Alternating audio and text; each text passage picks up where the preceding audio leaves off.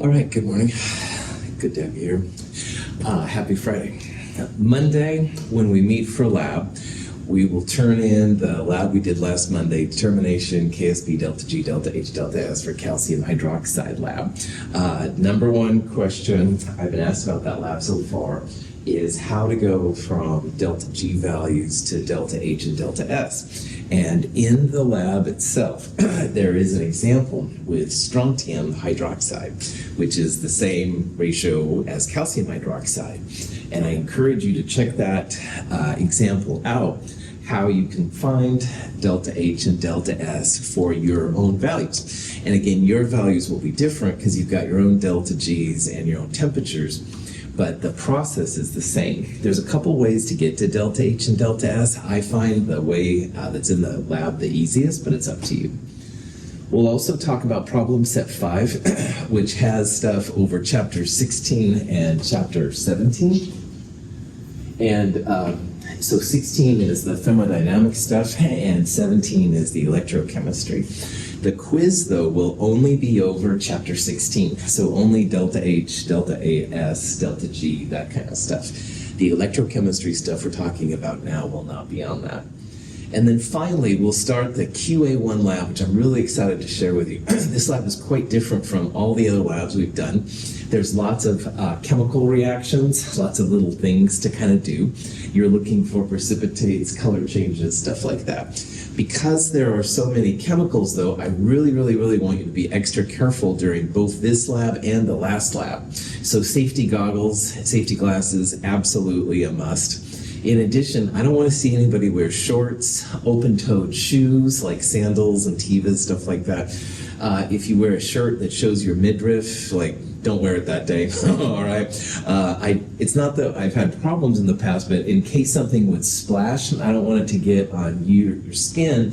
I want it to get at least on clothing, hopefully not at all, of course. So I want you to be a little extra vigilant in your safety.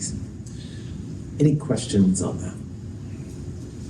All right, so on Wednesday, we are talking about what's called an indirect redox reaction, where if you set the oxidation and reduction parts in separate containers, so like a beaker works great, you can use lots of different things, you actually have control over the electrons, which is really cool. Electrons flow really great through a wire, which is usually what you need, like copper. And then also, as we talked about, a salt bridge connects the two oxidation and reduction centers as well. These electrochemical cells have a negative and a positive on them, and electrons always go away from the negative side because negatives and negatives repel.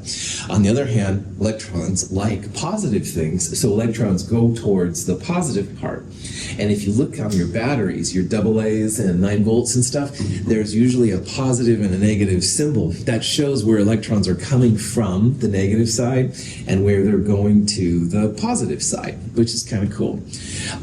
Where electrons come from, that's the site of oxidation, which is the anode. And where electrons go to, that's the site of reduction, or what they call the cathode. And all of the things we're talking about here are the elements of a battery, and that's why it's a big time important topic for us to all talk about. So if you put all this stuff together with zinc and copper and their corresponding solutions at 1 mole per liter, the voltage, when you hook up a voltmeter, which is something that's used a lot in physics, 1.10 volts. And we're going to explain now how we can use those electrochemical cell potentials to find the cell potentials of other reactions, which is kind of cool. So when we set this up at room temperature, about 25 Celsius, concentrations of ions 1 mole per liter, the voltage that's read is 1.10 volts. They call this a standard cell potential, all right?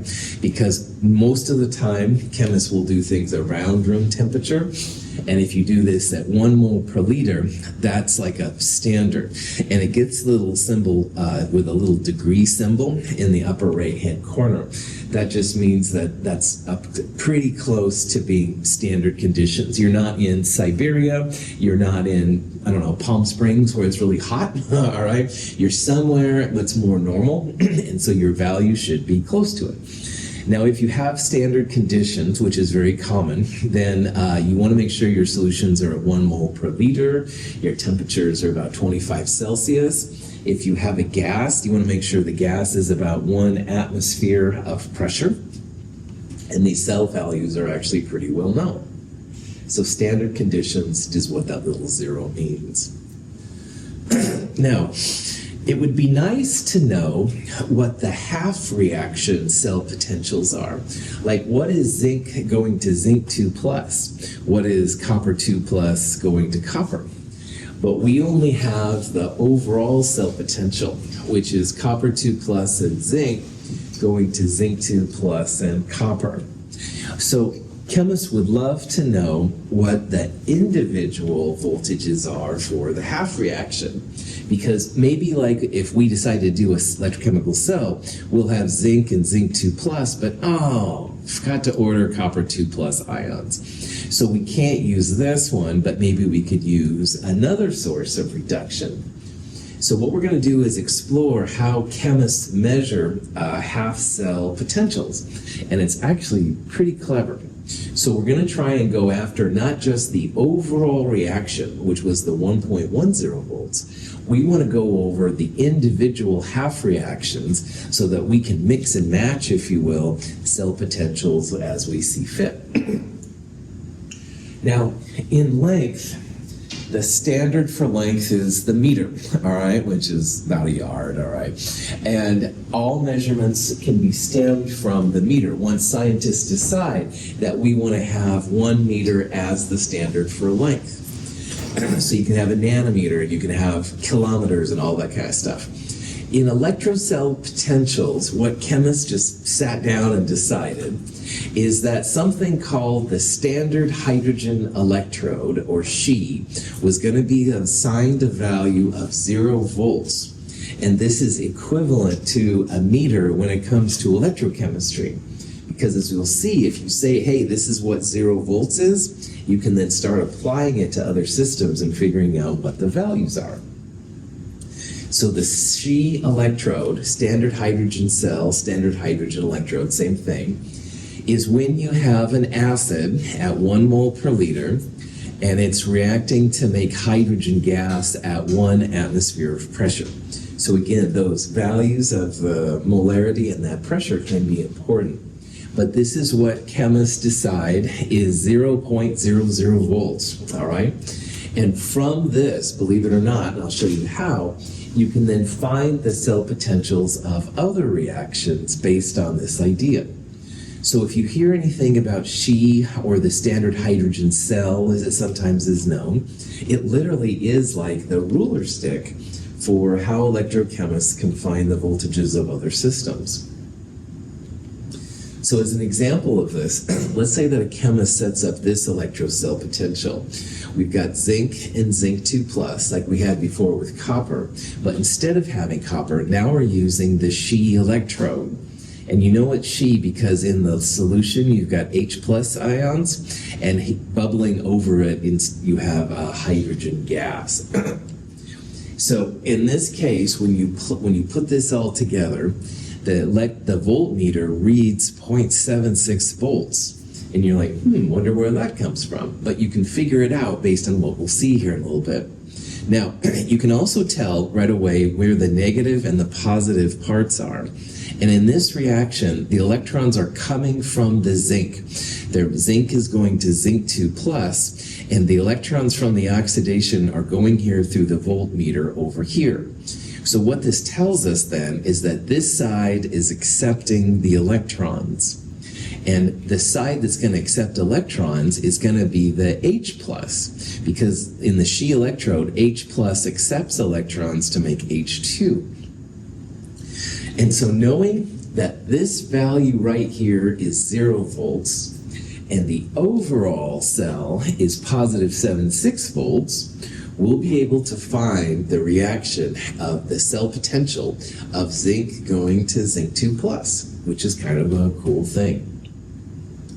So again, chemists could have picked anything, mercury, gallium, uranium, whatever, but she is somewhat standard. It's kind of a messy electrode because using 1 mole per liter acid is pretty toxic, pretty caustic, I guess would be a better word.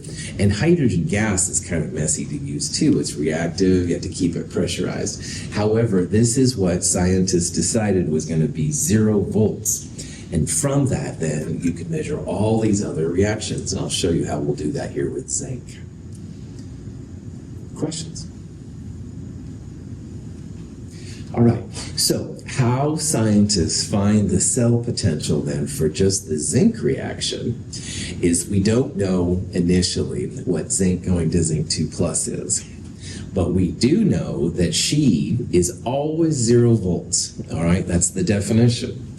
And when you combine both of these reactions together, x plus 0 equals 0.76, you can absolutely solve for x, for the electrocell potential of the zinc reaction. So if you do that, the zinc equals net minus she, and again, the net is the number you get from the voltmeter, and that's just 0.76 volts. You subtract 0 volts, because that's what she is. Lo and behold, the zinc going to zinc 2 plus reaction has a cell potential of positive 0.76 volts. So chemists would say that zinc going to zinc 2 plus, giving off 2 electrons, positive 0.76 volts. So this sounds kind of like a weird thing to say, but there's a couple of uses for it. And one thing right now you can do is that, remember, she can go both ways. You could have hydrogen going to H plus, as well as H plus going to hydrogen. But in this particular reaction, zinc prefers to give up electrons. It likes to give up electrons more than hydrogen wants to give up electrons, which would be the reverse. So zinc likes to be oxidized. Zinc is a better reducing agent than H2. So you can start to compare which ones prefer to be oxidized relative to other ones. Or you can do it for reduction too. But one advantage of this process right now is you can start to make a list. Some of these are better giving up electrons. Some of them are better taking electrons. And there's more too, I'll show you. But anyway, questions? Yeah. Is this the same with endothermic and exothermic where we're used to, where if it shows plus 0.76 volts on the right, because it's on the right side, even though it's positive, could you just answer whether it's endothermic or exothermic? I think I know what you're getting at. You can absolutely flip these reactions around like you can endothermic and exothermic. So like in exothermic reactions with a negative delta H, if you shift reactants and products, you change the sign and it becomes a positive number. And you can absolutely do that to this, Nathan, too, you bet. So zinc 2 plus and 2 electrons going to zinc would be minus 0.76 volts. I think that's what you were trying to ask me and stuff. Yeah, and you bet you can do that, and we're going to talk about that here in a little bit. Well done. Other questions?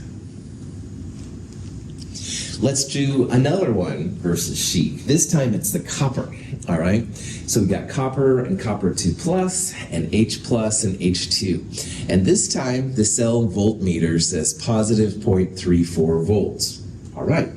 Another thing you can see on this one is that in this reaction, this is the negative terminal and this is the positive terminal. Now, do electrons want to go more towards the positive terminal or more towards the negative terminal? Positive, that's right, to the left in this case. I saw several of you doing that. That's great. You bet they want to go that way. So electrons are going to come from she, this one is she electrode, and they're going to go over here to our copper system. And if electrons are going this way, that means that the copper 2 plus is going to take those electrons and make copper metal. So now that we have this she, we can start figuring out then how electrons are moving around, stuff like that. So she here is flipped, all right? Kind of like what Nathan said. It's not as exciting because the cell potential of she is 0, but here we have H2 going to H plus and 2 electrons. So that's where the electrons are coming from. As H plus is generated from H2, those electrons are moving over that way. And while zinc liked to give up its electrons, copper would rather gain electrons to make copper metal in this case. So this is the site of the reduction. This is the cathode. Remember, reduction and cathode are both consonants. They go together. Anode and oxidation are both vowels. A-E-I-O-U. They go together. Reduction and cathode goes together. So you can see the subtle differences here in how the different elements react. All right, zinc and copper have definitely different preferences, if you will, for how they do electrons. So in this reaction, what's happening then, copper 2 plus is reacting essentially with hydrogen gas through our electrochemical system to make copper metal and 2H plus. And like before, we're going to take that total voltage, 0.34 volts. You can add it to She, which is 0. So copper plus She equals 0.34. And what this means then is that copper 2 plus going to copper metal, positive 0.34 volts. Now, why this is important is I'm going to show you a table here in a little bit that's going to have all kinds of values, all kinds of cell potentials. And what scientists did to get all those values is they compared it to She or something equivalent in order to find out those values. So it's something that can be done in the lab. Okay. So now we're going to put zinc and copper together, all right, like we've done before. And we talked about this on Wednesday a lot. But anyway, zinc, as we've seen, loves to give up electrons. It's the anode. It's negative. This is the source of oxidation. Copper likes to take those electrons. This is the positive terminal, so the negative electrons go towards it. Cathode, where the reduction happens, all that kind of jazz. But now we've got our half cell reactions. So versus She, we saw that zinc going to zinc 2 plus is positive 0.76 volts, and copper 2 plus going to copper, 0.34 volts. Well, lo and behold, you add these up, bam! The calculated E cell potential, 1.10 volts. And that's the value that's actually measured when you put these two half cells together. So all the values I'm going to show you here in a little bit, different cell potentials, all come from this kind of method, all right? If we didn't have She, we couldn't make these kind of comparisons. So it's kind of like the meter stick. It's a reference point. And we can put these cell potentials together. We add them up. All the electrons go away. Adding them up gives you positive 1.10 volts. Cool. Any questions on that? Okay. So here's a reaction with nickel and mercury 2 plus going to nickel 2 plus and 2 mercuries. And the question is here, what is the cell potential of this reaction? And we're going to use what Nathan brought up just a little bit ago to figure this reaction out. Actually, we don't need to here. Sorry, I'm getting ahead of myself. All right, well, we'll come back to Nathan's thing because it's really important. Anyway, what we want to do here then is figure out cell potentials. Now, like Nathan said, we can flip these around if we have to, all right? And remember, chemists don't like to show electrons in a final balanced reaction. But the way that these are written right here, you can see that 2 electrons are products and 2 electrons are reactants. And we want nickel solid as a reactant, and it is. We want mercury as a liquid as a product, and it is. So in this one, all you have to do is add these 2 half reactions together. 2 electrons are products, cancel 2 electrons are reactants. And the overall cell potential will literally be this plus this. And if you put this in your calculator, 1.04 volts. So having half cell voltages will allow you to find the overall cell potential for a particular reaction. Kind of cool. Remember the little zeros mean standard state, so we're assuming we're not in Alaska or Death Valley or something like that where it's cold or hot. Half cell potential means about 25 Celsius, 1 mole per liter, et cetera, et cetera. Questions? All right. So this is where it gets kind of funky, but the tables, and the table I'm going to show you, most tables are listed as reductions, where electrons are reactants. But remember that a lot of the world doesn't call things reductions, they call them oxidizing agents. Fine, whatever. Anyway, so tables are usually listed as reductions or as oxidizing agents. That's just the standard. You can find the other. You can find tables of oxidation potentials. You can find tables of reducing agents, but it's rare. So I'm going to try and give you just the standard version to use and stuff in the stuff coming up. And you want to make sure if you're doing problems with these that you use the versions that I give you. There's a table at the end of problem set 5. If you use Google, the values will be close, but there might be different sig figs, stuff like that. So try to use my values. But again, it is really important, like what Nathan brought up. You can absolutely reverse all of these, and it's a pretty easy thing. The punchline, change the sign of E. So if, for example, you have zinc going to zinc 2 plus and 2 electrons, which we saw was positive 0.76 volts, well, this is an oxidation. And the tables that are usually given are reductions. So electrons would be reactants. We'd have to flip this reaction around. And it's no problem. You can absolutely flip it. You just change the sign. So what was a positive 0.76 volts becomes a negative 0.76 volts when you write it as a reduction, zinc 2 plus going to zinc. This is important because you won't find in the table this reaction, but you will find this reaction. And there's nothing wrong with using zinc as an oxidizing thing, as going to zinc 2 plus. But you as the hip chemist then have to know to flip the reaction around. All right, just change the sign.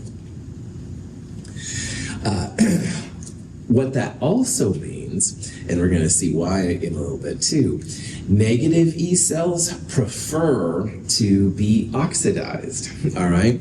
The negative ones don't mean that they're bad, it just means that they're maybe not the best pieces to be reduced. But we're going to see that if you flip them around and you get positive numbers, they're going to love to be oxidized. So I'm going to show you a table. Like I said, there's going to be negative numbers and positive numbers for E. And the negative ones are just things that like to be oxidized, all right? Or they're reducing, they prefer to be reducing agents. On the other hand, those positive E's, those things are great at being reduced. They love to gain electrons, or you can think about them as good oxidizing agents. I'm going to try and push towards oxidizers and reducers because that's how chemists do. But again, in the real world, a lot of times these agents pop up. So if you see a negative E, it doesn't mean it's bad. All right, it just means that it prefers to be oxidized, not reduced. And the table is usually listed as reductions. So let's see this table, Dr. Russell. Great comment, a student in the back of the room. This is an example of what you're going to see in problem set 5. And so let's take a little bit and kind of assimilate what's going on. First of all of these are half reactions. Electrons are showing. So none of these would normally happen by themselves. You'd need something else because you can't show electrons, all right? Second thing, they're all listed as reductions. Electrons are reactants in all of them, all right? None of these are oxidations, and that's okay. Like we said, the negative ones down here like to be oxidized more. The higher ones like to be reduced. all of these, in a good table anyway, in my opinion, are listed from most positive E down to most negative E. So you can see that the values range from about positive 3 down to about minus 3. And right in the 0, in the kind of hard to read blue font there, sorry, this is the She electrode, all right? That's the ruler stick that everybody uses. Now there's bigger tables than this out there, definitely. There's all kinds of these spells out there. But again, Kevin wants to know how iodine going to iodide is or something like that. Look it up on the table, all right? Positive 0.53 volts. Now, finally, positive numbers like to be reduced, all right? They're better oxidizing agents, all right?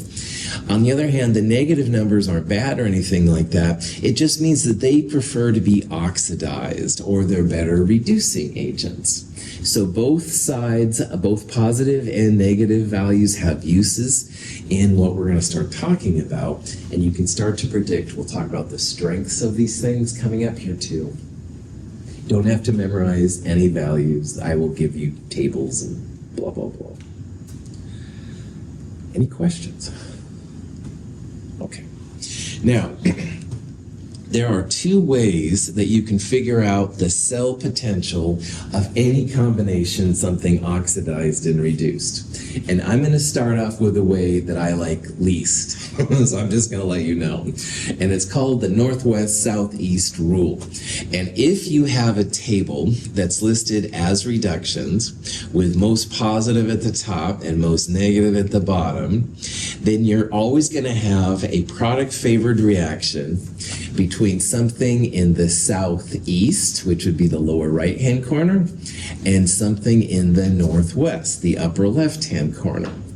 So we went through just a whole bunch of examples where zinc and copper 2+ react to make copper and zinc 2+. No problem. Zinc absolutely will be a great oxidizer, likes to give up electrons, and copper 2+ would like to get them. Now, you could try copper and zinc 2+, all right? But this is the northeast and the southwest, and those kind of reactions will not create product-favored examples. So northwest, southeast is used a lot by people to figure out when a reaction will be happening or not.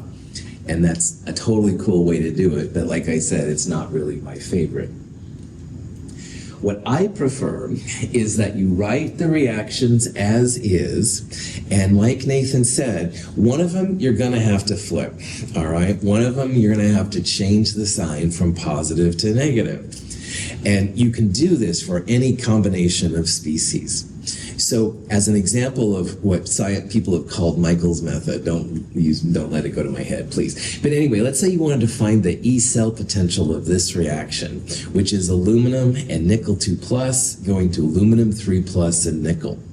Well, what you'd have to do is you'd have to look up two reactions. And remember, these are all listed as reductions. So one of them is aluminum going to aluminum 3+, and the other one is nickel 2+ going to nickel. Now, nickel 2+ going to nickel is going to be right here. It's going to be one of these that's listed. So I don't remember, honestly, off the top of my head. Oh, here it is. Okay, good. That wasn't too hard. Nickel 2+ plus 2 electrons going to nickel minus 0.25 volts. We're going to use that here in a little bit. But that's a reduction. Now, aluminum going to aluminum 3+, that's not a reduction, that's an oxidation. So we're going to look for the opposite of that. We're going to look for aluminum 3+ going to aluminum. And I do know this value off the top of my head. Here it is right here. Notice that aluminum 3+ goes to aluminum minus 1.66 volts. So why people don't like my way is that one of them you have to think a little outside the box. You have to think about it as a reduction even though it's an oxidation. So from the table, aluminum 3+ going to aluminum minus 1.66, nickel 2+ going to nickel minus 0.25. So the nickel's okay. We want nickel 2+ as a reactant, and it's a reactant. But as you can see, we want to flip the aluminums, all right? We don't want aluminum as a product. We want it as a reactant. So to make this reaction happen, we're going to flip this value. What do we do to the sign of this when we flip it? Reverse. That's right. Revert it. Either way, you bet.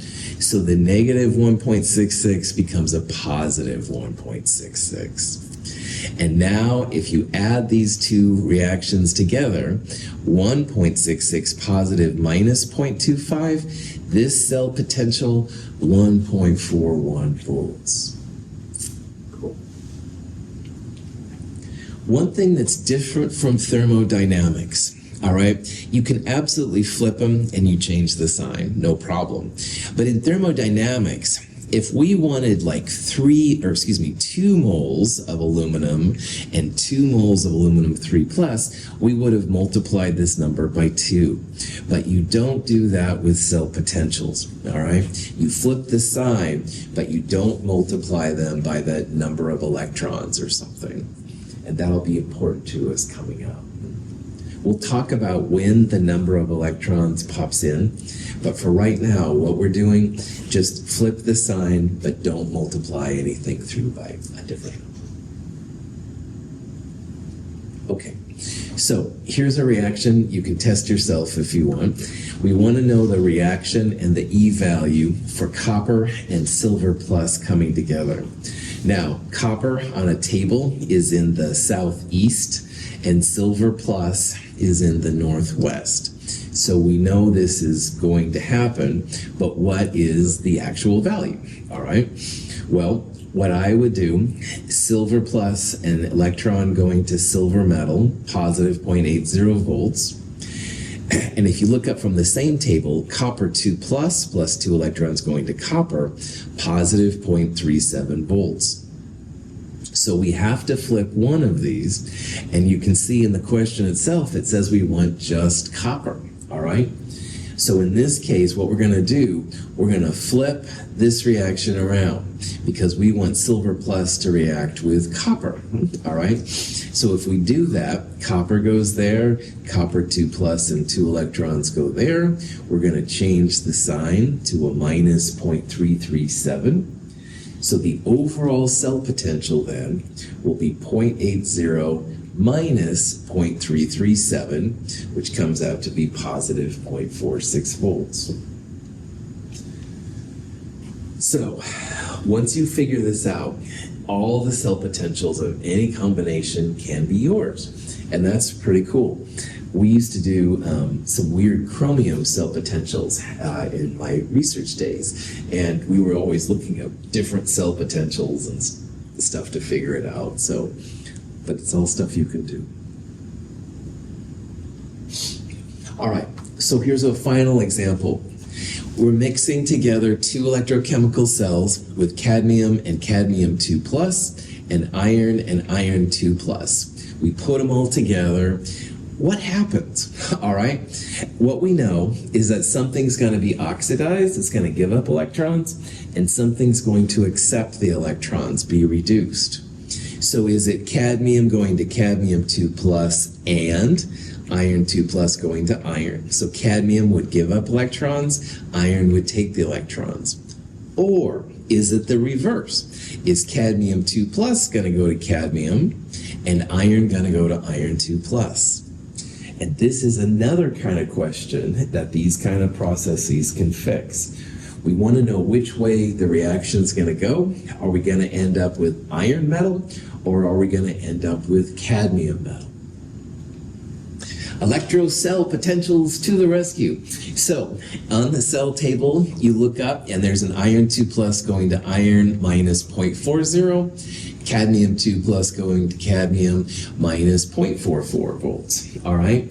And the punchline here is that if you're gonna have a spontaneous reaction, thermodynamic term, spontaneous means you put it together and something happens, all right? So spontaneous reactions in electrochemical cells always have positive E cells. So we want to combine these two reactions in order to get a positive E cell. And at first you're like, hey, wait, you add these together, it's minus 0.88, right? Which is negative. Well, we're going to have to flip one around because one of them has to be the oxidized species and only one of them can be the reduced species.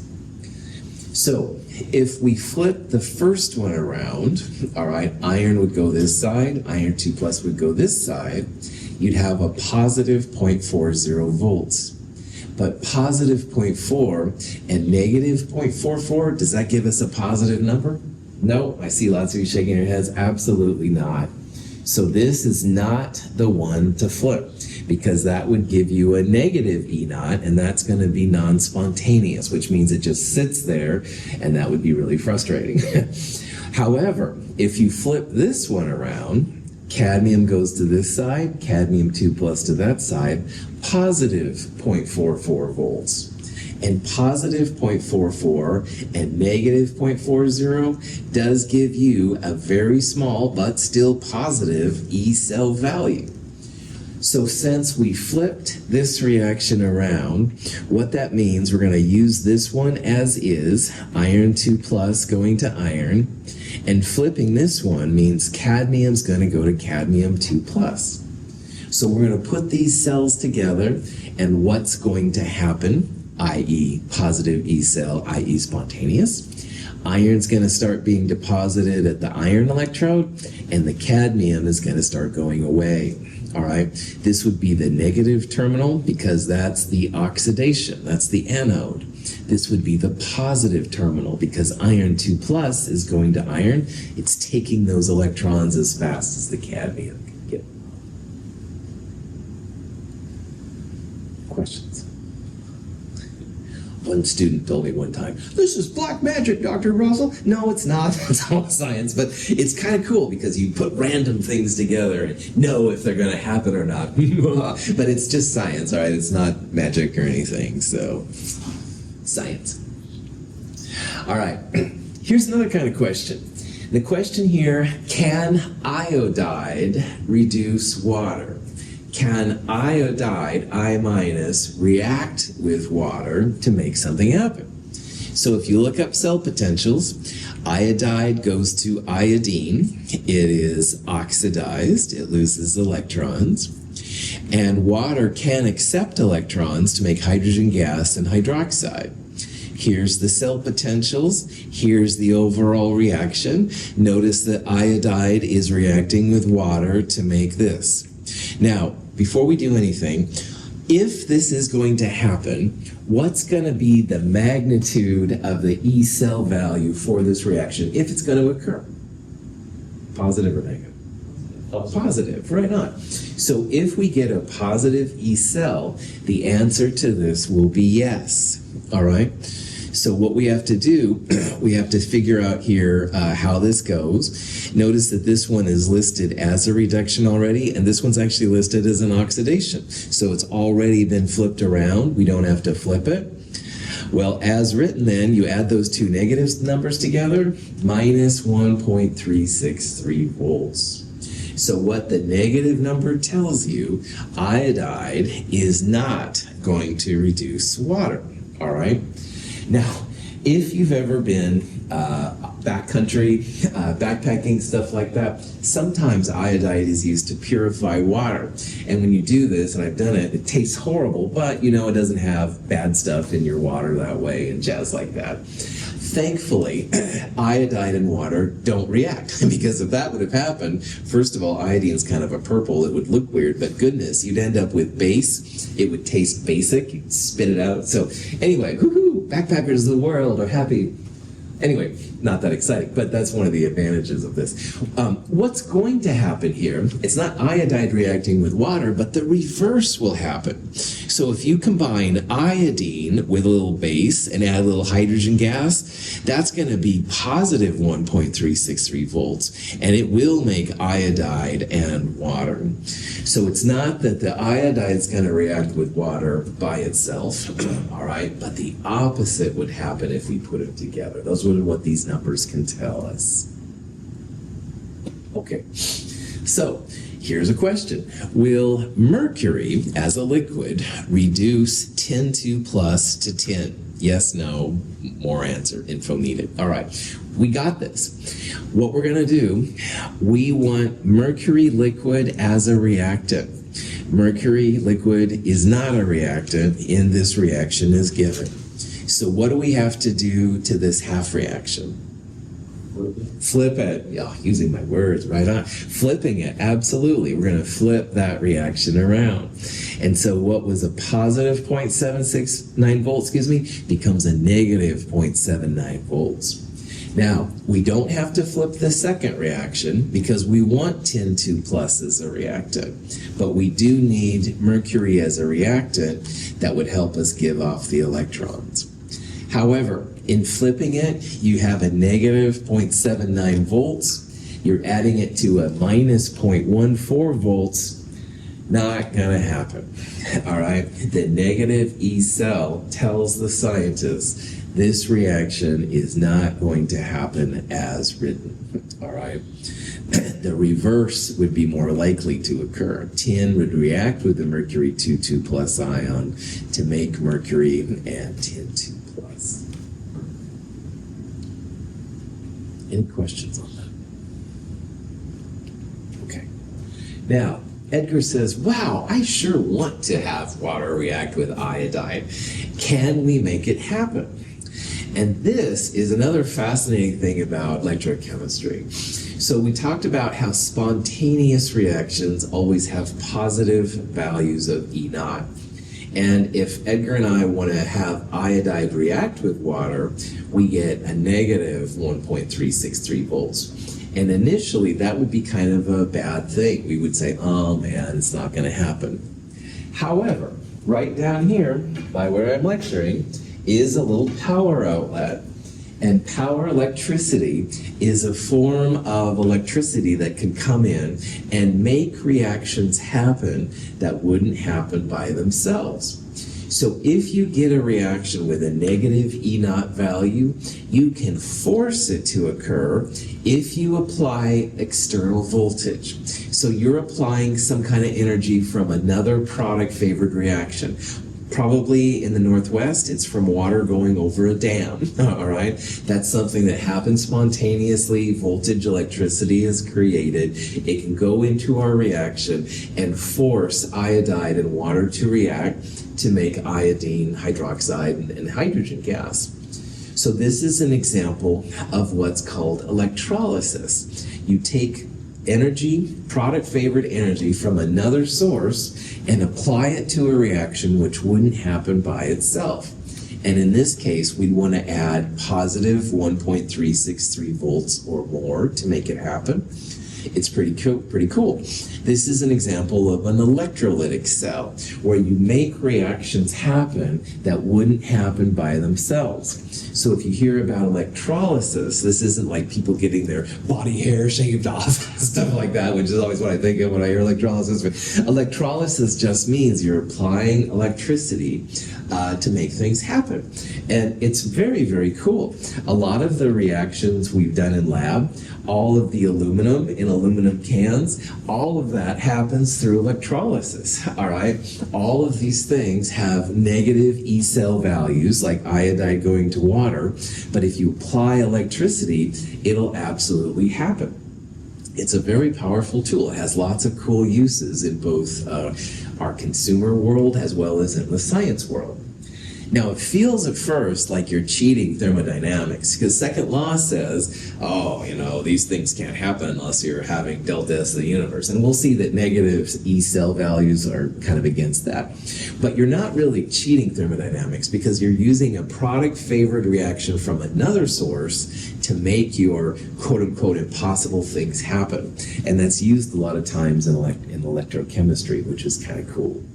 So it might feel like you're cheating, and I'll babble once in a while about how you're cheating, but you're not really, all right? You're just taking energy from another source and applying it to something that wouldn't happen normal to make it cool. All right, now, we've been talking a lot about how E cell values that are positive are spontaneous. But of course, we talked a lot in the last chapter about delta G, which was the ultimate measure of spontaneity. Delta G's that are negative are spontaneous. Delta G's that are positive are non-spontaneous.